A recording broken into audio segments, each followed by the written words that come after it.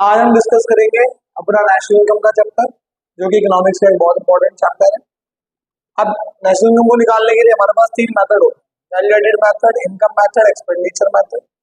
पहला मेथड जो मैं तुम्हारे साथ डिस्कस करने जा रहा हूँ आज बच्चों, वो है हमारा इनकम मेथड। इनकम मेथड में हम क्या करते हैं, एनडीपीएफसी भी निकाल सकते हैं पहले, फिर एनएनपीएफसी निकाल सकते हैं, या डायरेक्ट हो सकता है तो हम एनएनपीएफसी भी निकाल सकते हैं। एनएनपीएफसी निकालने के लिए हमारे को चार कंपोनेंट चाहिए: सीओई, ओएस, एमआई और एनएफओ। ठीक है, अब यहाँ बाद में जो ट्रिक बताऊंगा उस ट्रिक को बहुत ध्यान से सुनना। सीओई के अंदर तीन एलिमेंट होते हैं: wage in salary in cash, wage in salary in kind और employer contribution social security benefits. यानी कि हम इन तीन चीजों को जोड़ दें तो सीओई बनता है। ओएस में चार कंपोनेंट होते हैं: रेंट, रॉयल्टी, प्रॉफिट, इंटरेस्ट। और अगला कंपोनेंट है बेटा एमआई। एमआई का मतलब होता है mixed income.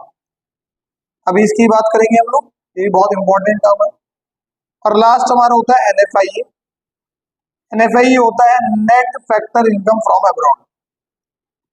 Net factor income from abroad. अब ये जो है, इसे निकालने का जो हमारे पास फॉर्मूला होता है वो होता है factor income from abroad minus factor income to abroad.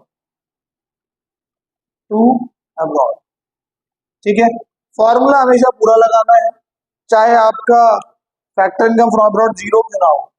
मान लो क्वेश्चन में आपको सिर्फ यही दिया हुआ है factor income to abroad, but हमेशा फॉर्मूला फिर भी पूरा लगाना है। सेकंड वैल्यू को क्या लेंगे आप, यहाँ इसको जीरो ले लेना। ठीक है, अब यहाँ पर बात समझिए जो इंपॉर्टेंट चीज है। मान लो क्वेश्चन में आपको सीओई मिल जाता है तो आपको इन सब चीजों को ढूंढने की कोई जरूरत नहीं, डायरेक्ट आपने क्वेश्चन में सीओई जो है उसे आप कंसीडर करने के ले लो। अब मान लेते हैं क्वेश्चन में हमें सीओई नहीं मिला। देखो भाई सिंपल सी बात है ना, एनएनपीएफसी निकालने के लिए हमें चारों चीजें चाहिए। अब चारों चीजों में से मुझे सीओई पहला ही नहीं मिल रहा, तो कैसे बनेगा? आपके जो तीन कंपोनेंट दिख रहे हैं इनको आप प्लस करोगे तो आपका सीओई बन जाएगा।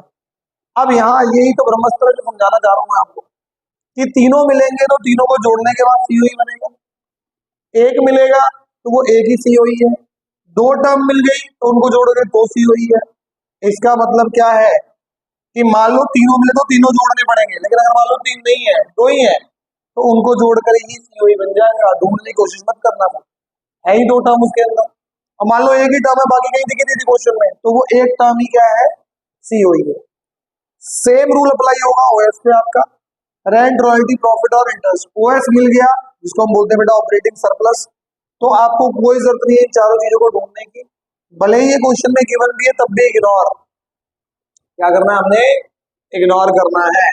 लेकिन अगर हमें ओएस नहीं मिला तो इन चारों आइटम्स को जोड़कर हमें क्या बनाना पड़ेगा, ओएस बनाना पड़ेगा, जिसका नाम है ऑपरेटिंग सरप्लस। अब यहाँ पर बेटा जो प्रॉफिट है, इस प्रॉफिट के भी कई बार क्या होते हैं, कुछ पार्ट्स होते हैं जो हमें गिवन होते हैं क्वेश्चन में, और क्वेश्चन में प्रॉफिट मिसिंग होता है, तो वह है डिविडेंड, रिटेन्ड अर्निंग, ठीक है जी, कॉर्पोरेट सेविंग्स और कॉर्पोरेट टैक्स। तो इन चार आइटम्स को जोड़ने के बाद आपका प्रॉफिट बनता है। अगर क्वेश्चन में प्रॉफिट मिल गया, इग्नोर दीज आइटम्स। आपको प्रॉफिट नहीं मिला तो आपको इन चारों आइटम्स को जोड़कर प्रॉफिट बनाना पड़ेगा। चार नहीं मिल रहे, तीन आइटम है तो वही प्रॉफिट है, दो आइटम मिल रहे हैं तो वही प्रॉफिट है। रॉयल्टी जो होती है वो रेयर टू रेयर आपको क्वेश्चन में मिलती है, तो इस तरीके से आपका ओएस बनता है। एमआई मिक्स्ड इनकम, बेटा एमआई को मैं यहाँ पर बोलता हूँ तुलसी। चाय बनाने के लिए तुलसी की जरूरत पड़ती है कई बार। अगर हमारे सर में दर्द है तो हम भैया तुलसी ढूंढेंगे, तुलसी मिल जाएगी, मान लो घर पे तुलसी डाल देंगे। लेकिन अगर मेरे घर में तुलसी नहीं है, मुझे तुलसी की चाय पीनी है लेकिन मेरे घर में तुलसी नहीं है, तो मैं तुलसी का पौधा नहीं लगा रहा वहां पर, ठीक है ना। फिर क्या करेंगे, बिना तुलसी की भी चाय पी लेंगे हम लोग, ऐसा। तो एमआई का चक्कर वही है कि होगा तो यूज कर लेंगे, नहीं होगा तो छोड़ देंगे।